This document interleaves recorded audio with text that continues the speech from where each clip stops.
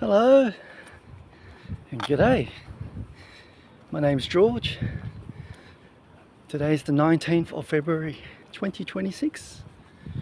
Love to tell you another message of hope. So, sit back, relax.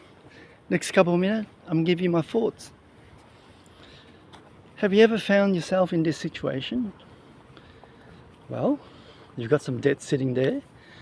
Maybe a credit card, maybe a loan of some kind, personal loan, car loan.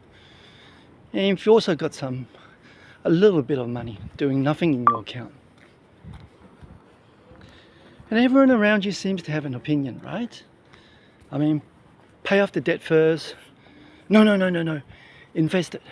No, do both. And you're sitting there wondering, thinking, I just don't know what to do with it.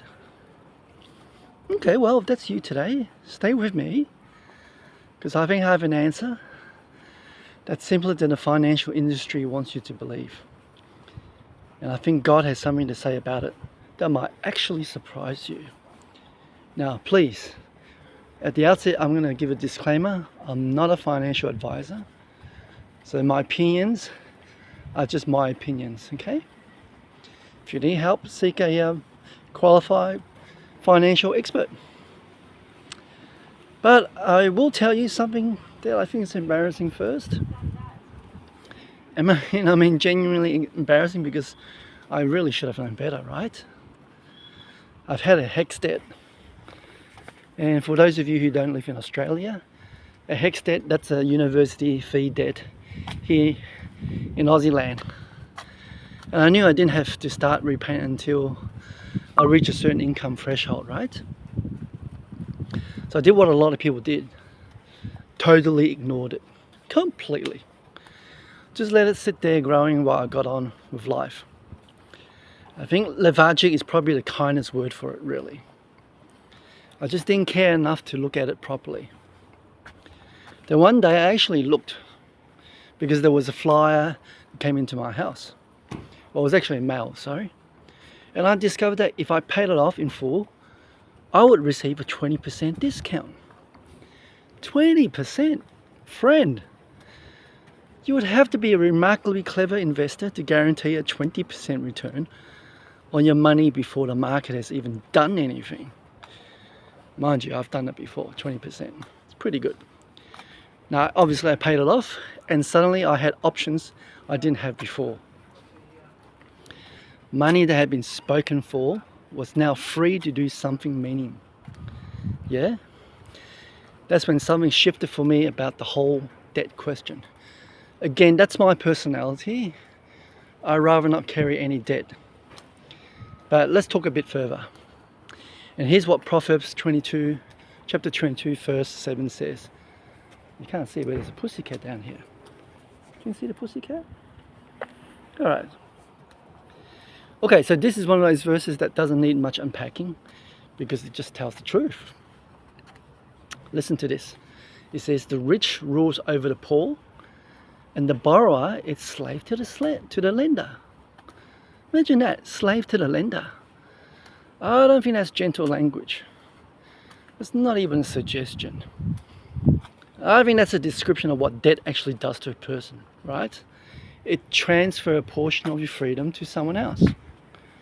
Every month, quietly, until you've totally forgotten what it felt like to have the whole of your income at your own disposal. Do you remember the last time that happened? Yeah. And then Jesus himself in Luke chapter 14 verse 28 asked this one question, right? For which of you desiring to build a tower does not first sit down and count the cost, whether he has enough to complete it? Good advice. Now you count the cost before you build, and that's the principle given here. And here's what that means practically. So if you're carrying high interest debt and simultaneously trying to invest, you need to sit down and count what that's actually costing you. I know there are people who are quite clever, leveraging off debt. I'm not talking to those people. You're probably doing well, but for many people in the population, I don't think they know how to use debt wisely. It just spirals out of control. Okay, back to what I was saying. Now, because if your debt is charging you 18, 20%, sounds like a credit card, you're not building a tower, right? You're actually digging a hole and decorating the top of it. Now, I'm nearly at the main road, so I gotta be careful. Now, just don't be like the person who diligently puts money into an investment every month. All right, thumbs up for that.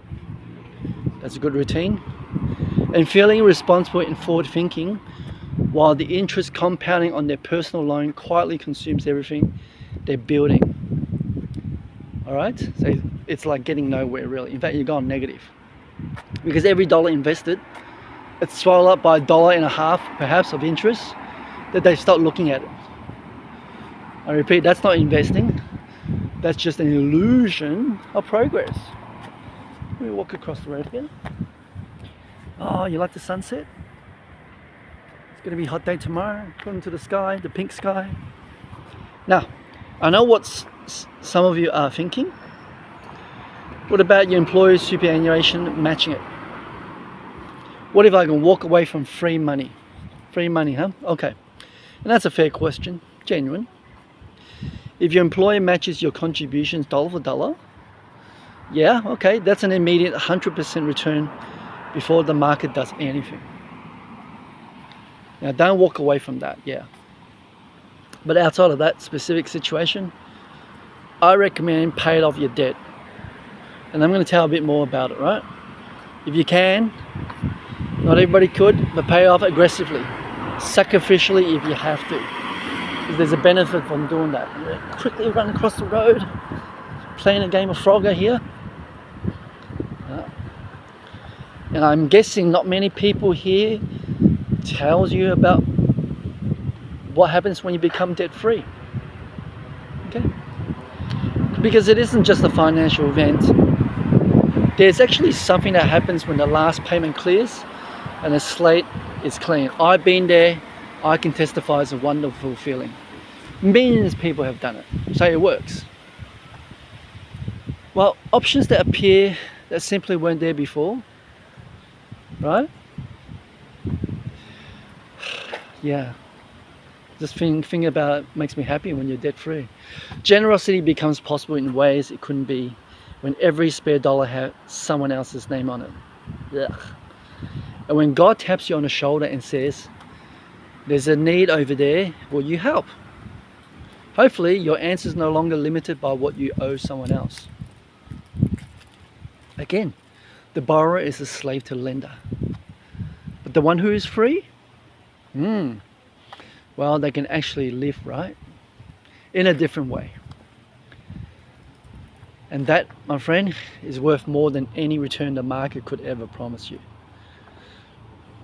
Thanks for listening. It's one of my passionate topic about reducing debt. Thanks for being here. I'll see you on the next one. Cheers.